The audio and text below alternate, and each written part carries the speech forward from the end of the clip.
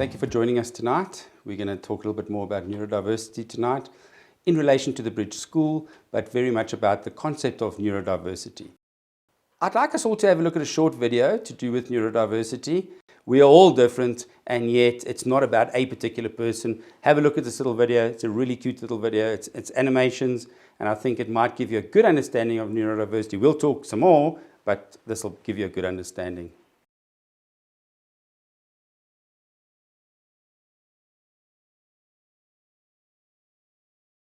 Neurodiversity is a term that applies to all those with neurological differences, including dyslexia, dyspraxia, ADHD or the autistic spectrum, or indeed those who have a number of overlapping or co-occurring differences. It is being used more commonly to nurture the idea that these differences are a valuable variation, an important part of human diversity, something to be celebrated rather than cured. It recognises that everyone with a neurological difference is an individual, not part of a labelled group who will all behave, react, or learn in the same way. And it focuses on celebrating what people with additional needs can do, rather than what they struggle with, in order to fully realise their potential in school, employment, and life. So I bet you're saying to yourself, what does neurodiversity really mean? How does it fit in? Why do we use that as a terminology for the school? And I think the idea of neurodiversity comes very simply from the word itself.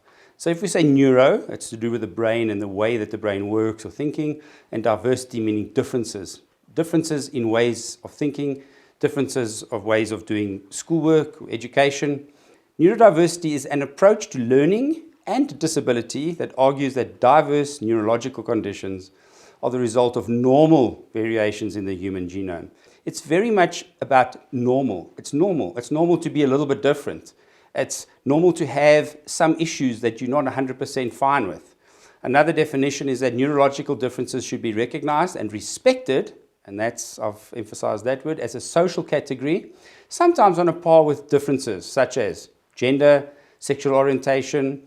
Neurological variations are a vital part of humanity. And as much as variations in size, shape, skin color, personality, they all lend themselves, I think, to a humanity which has many, many, many diverse differences, and I think that's really good. And for us at school, it's very much about the neurodiversity, the fact that there are children that are different.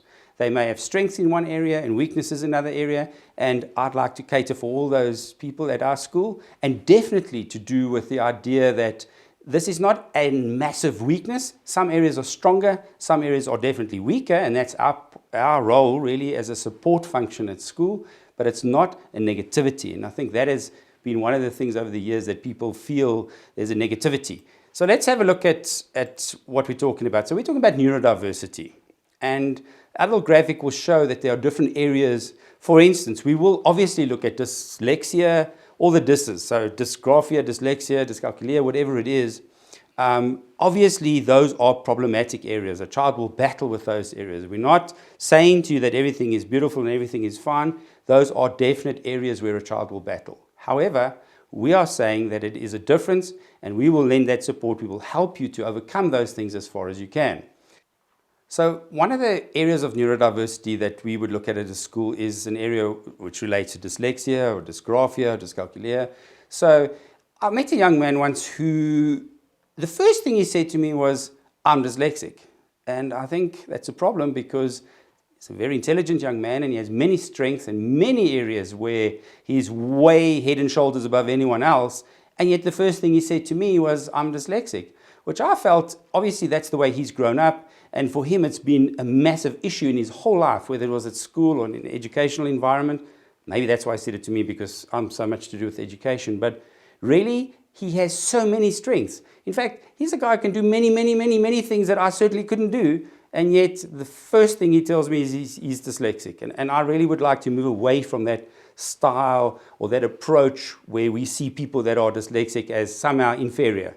They are not inferior, they are different. And that's one of the things that we would look at. So a little graphic that you'll see. What we find as well is that often emotional awareness is a strength for such a child. So he might have dyslexia, but he's very, very aware of other children's emotional problems or emotionality. And we feel that is a massive strength. So a child might have dyslexia, so he can't read very well, but he certainly is on top of emotion awareness, which sometimes we talk about as another intelligence, and we talk about emotional intelligence, EQ, rather than IQ. And often we find children are very strong in that area. We also cater for children where, and we're talking about neurodiversity, dyspraxia. I'm sure everyone knows what dyspraxia is. It's just, sometimes people describe it as a motor functional problem, where the child is clumsy maybe over a period of time, or battle with fine motor, gross motor issues. But that'll be an area that we would want to look at as part of neurodiversity, not a weakness, and an area which requires more support maybe, but it's not something to really feel so worried about if that's an issue. But then sometimes we find these little guys may have dyspraxia, so battle a little bit clumsy in terms of a soccer player or something, or a netball player, but massive visual perceptual ability. So the child can draw, can do things, wonderful other things which have nothing to do with dyspraxia or running fast or playing soccer or netball, and yet they have such strength in terms of visual perceptual ability. So I think we should be very careful before we start labeling people negatively because of areas that we perceive to be real problem areas. What about their strength? We should find those strengths, and I think that's what we try to do. Autism, I'm sure everyone understands what autism is. So autism is very much about a child that, we talk about an autistic spectrum. So from a child who would battle with many things, even verbal things, not able to express ideas or thoughts verbally, battle verbally, all the way to a child who most of you would never know is an autistic person because they cope well, they are verbally very strong, and there's a very high correlation with intelligence and autism, and very often autistic people, people are very intelligent. So on that spectrum, you might find a child who might be very strong intellectually, battle with maybe social interaction, but be strong in other areas. So it is a spectrum, and at our school, again, we will see it as a difference, not as a weakness. And I think that's the whole concept of neurodiversity, really. And then concentration, attention difficulties, very often children battle with that, and I know everyone will talk about ADHD, and we spoke a little bit about that recently. And the idea is, yes, your child may have concentration difficulties or problems in focusing in class, but let's see it as a difference, not necessarily as a weakness. And often, children with ADHD are more likely to be more spontaneous, they're more likely to have ideas, they're more likely to be entrepreneurs in life, take chances. I know most people don't want to hear that, but it's about being able to see things a little differently sometimes. So it's really not the end of the world, and that's what we have spoken about ADHD before. And then so often I find children have this massive creative ability. I'm a massive fan of creativity because I don't have any. So whether a person can write a song, or they can paint or draw or sing or do whatever their creative abilities, I'm a massive fan of that. And very often we find children may battle in a certain area, but very strong in other areas, whether it's emotionality or whether it's creative ability. So children, again, the idea is we have strengths, we have weaknesses. We are not all going to be strong in every area. We're probably not going to be weak in all areas. We're going to need support in some areas, and yet we can lend support in other areas. So that's pretty much what neurodiversity is, and what we like to see at our school. So at the Bridge School, where we follow this neurodiverse approach, we still have a process in order to become part of our school, to function and to progress at our school. So one of the things is we're always looking for an assessment from a psychologist who will tell us these are the child's strengths, these are the child's areas where they need more support, and it's our job at our school to give that support, lend that support, so that a child is able to become the best they can be going forward. That's our job. And if a child goes back to a mainstream environment, so be it. We would really like that if we can lend enough support for a child to be strong enough to do that. But we do need an assessment from a psychologist to tell us that these are strengths, these are weaker areas requiring support, and then we know what our mandate is for that child. We also like to talk to parents.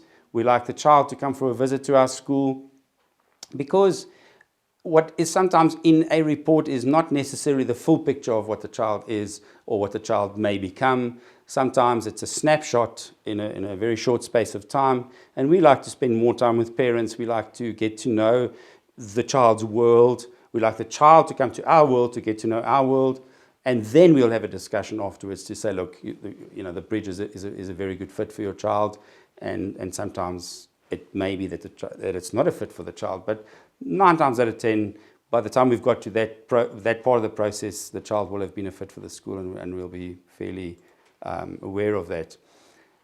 I also like to say that a child has a lot of strengths and weaknesses, and at our school, the therapists, whether it be speech therapists or occupational therapists, they add their support to a child.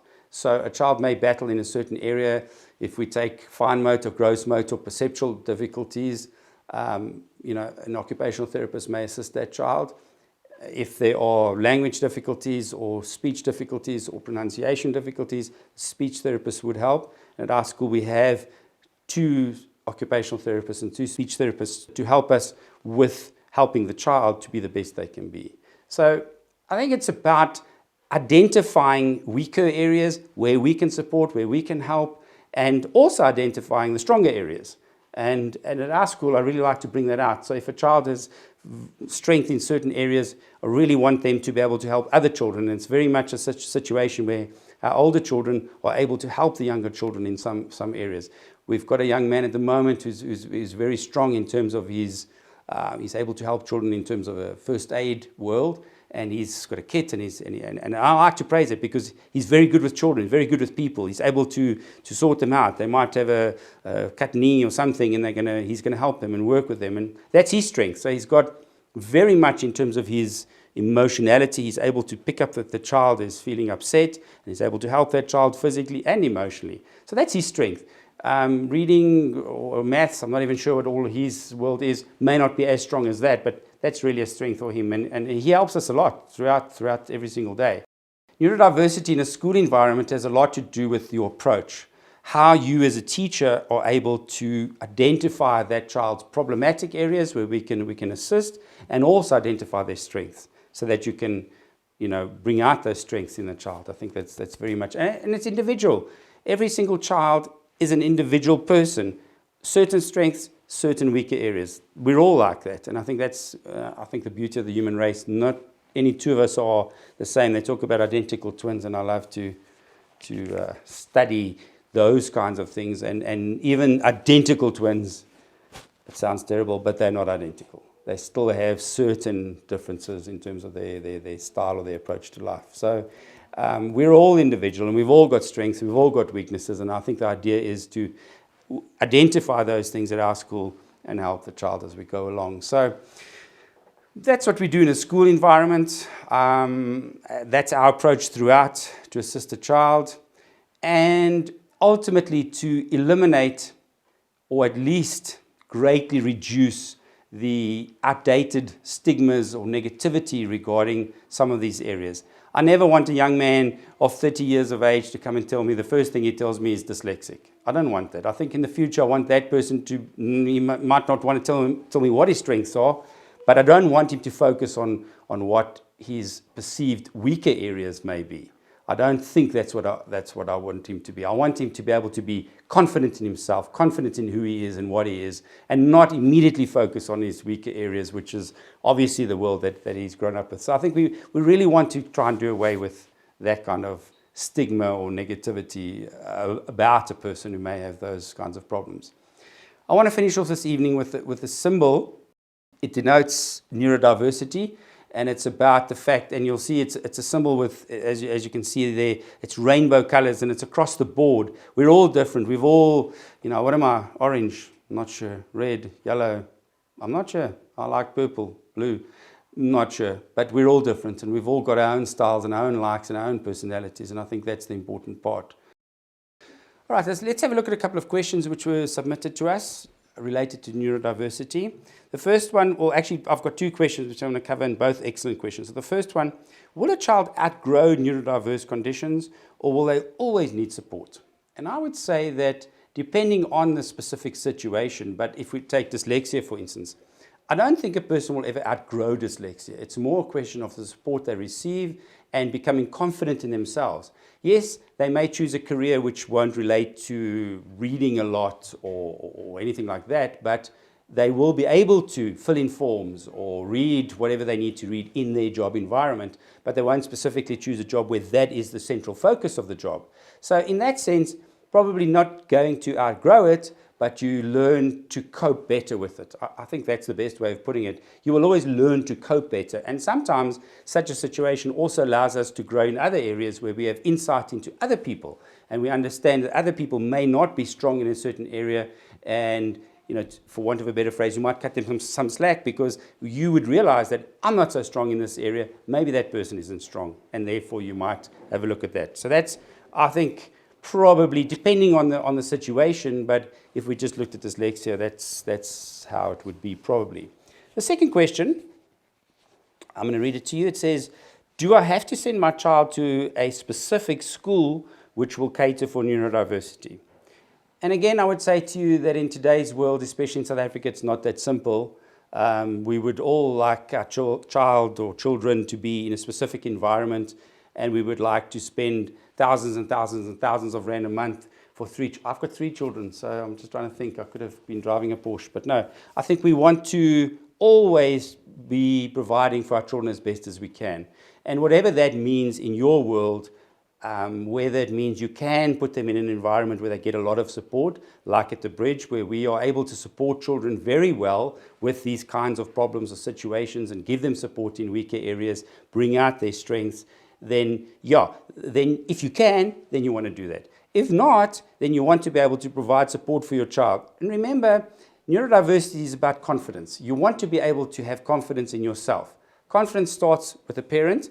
If I'm a mom or a dad and I believe in my child and I feel my child is capable of many things, then I think the child develops that confidence as they go along as well. So if you're not able to put your child in a particular environment, then so be it, but then you've got to be able to work with your child. You have the confidence in your child. You allow that confidence to grow in the child. Don't allow them to be overwhelmed by the fact that dyslexia. It's not a negativity. They will get support. They will get help. And then maybe as a parent, you have to help as well. At our school, sure, we can provide all of the above. We've got therapists. We've got specific teachers. We've got people with specific studies and knowledge in an area, and we are able to provide that support. But if you can't put your child in our school, so be it. Very much up to you then as a parent to provide that confidence for your child in whatever their problem area might be. So thank you for joining me this evening. I think hopefully you have a better understanding of neurodiversity in total and in terms of what we would do at the Bridge School, where we want to look at the totality of the child, strengths and weaknesses, help with weaknesses, bring out the strengths. Thank you very much for joining me.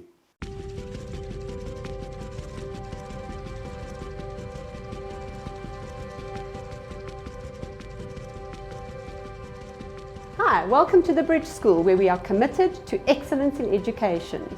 So the Bridge School for Assisted Learning is a school for bright children, children who may have barriers to learning, such as anxiety, concentration problems, maybe even dyslexia, motor problems, perceptual problems, all those kinds of barriers.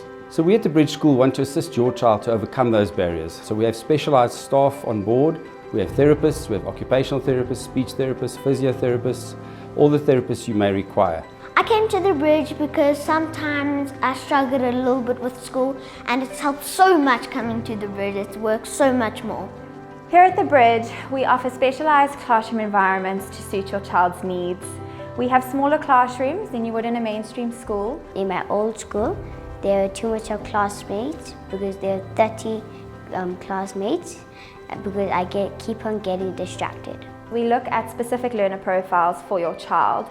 We then decide if your child would need certain therapies. So we would look at language, which would include speech therapy, OT or physiotherapy. At the Bridge, our teachers all have qualifications related to whether it be inclusive education or remedial education, and it is also a requirement that they keep up to date with those qualifications. Should your child need any extra assistance in the classroom or in the field of academics, we offer academic support classes in the afternoons. When a child is identified with extra learning barriers, they then come into the IP classroom environment. IP stands for Individualized Educational Program. A multidisciplinary team gets together that would include the therapist, the teacher, as well as the parents, and we work on developing a program for the child. So, for example, if a child really battles to write, in the program we will then put things together or in place for them where they will use a laptop, for example, and rather type instead of write. So IP is designed to the child's specific needs. I like the bridge because I can do fun activities. I like the Century Garden because there are beautiful flowers and there's a lot of stuff to do there. Along with the academic support, the senior primary children also have the opportunity to get involved with other activities at our MIC building, which is the Multiple Intelligence Center. Here, they will upskill themselves in robotics and coding, as well as our science club. And at times, we will also improve on our culinary skills. At the Bridge, we offer many cultural activities for our children. Some of these include the Astedfit, dancing, drama and arts. We also have music, chess and yoga. The best thing about the Bridge is I like to play soccer here. I like sport because it's exercising and it makes you more stronger. We feel that it is important to have a well-rounded child here at the Bridge. Therefore, we encourage each learner to take part in at least one extracurricular activity per term. These sports include soccer, swimming, tennis, netball, athletics and cross-country. I like how you don't feel pressured anymore and you can just let all your feelings go. Often, students will thrive at the Bridge because they are seen as individuals. We will know who they are, why they may feel down or despondent or irritated on a day. It's okay if you feel upset, because at my last school I didn't feel like I need to let it out as much, and now I'm just all chilled about it and it's okay. It is one of the goals at the Bridge to assist our children to return to mainstream education if possible. So we follow mainstream CAPS curriculum as far as we can, and we would like to assist your child to be able to rejoin the mainstream classroom in time to come. What I like about the teachers because they're friendly and they help me in school. They're so caring and they care for you and they're kind and they tell you how awesome you are, and it feels really nice. At the Bridge, our approach is to allow our children to think differently if necessary. Some of them have strength in certain areas, some of them have weaknesses in other areas. We would like to take away the stigma of the idea that there is a deficiency. It's rather a difference, not a deficiency. So we have strengths, we have weaknesses, and the whole approach, the neurodiverse approach at the school, is such that we would like to bring out both the strengths and help children with weaknesses. I hope you've had a worthwhile tour of the Bridge. I would like you to see the Bridge as we see it every day. If you feel that your child may be a candidate for our school, please come and see us. Come and have a cup of coffee. I'd like to take you on a tour of the school just to show you what we do. For me, it's always about coming to see a school during the day so that you can see what we do at school every day. Hopefully, we'll see you soon. When I wake up in the morning, I feel happy because I get to play and do maths and do art and play with my friends and get smarter.